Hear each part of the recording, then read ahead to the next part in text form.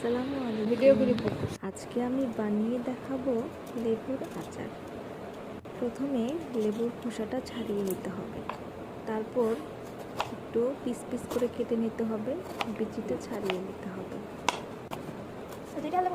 অনেকেই খোসা সহই লেবুর আচার বানায়, সেটা খেতে একটু তিতা লাগে।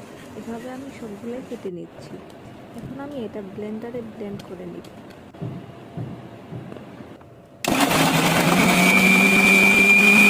ব্লেন্ড করা হয়ে গেলে এগুলো আমি একটা পাত্রে ঢেলে নিই। এখন আমি এটা কড়াইতে দিয়ে দিব।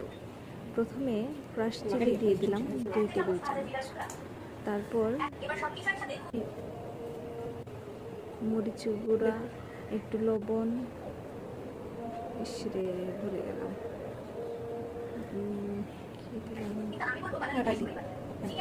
পরিমাপ মতো চিনি দিয়ে দিচ্ছি।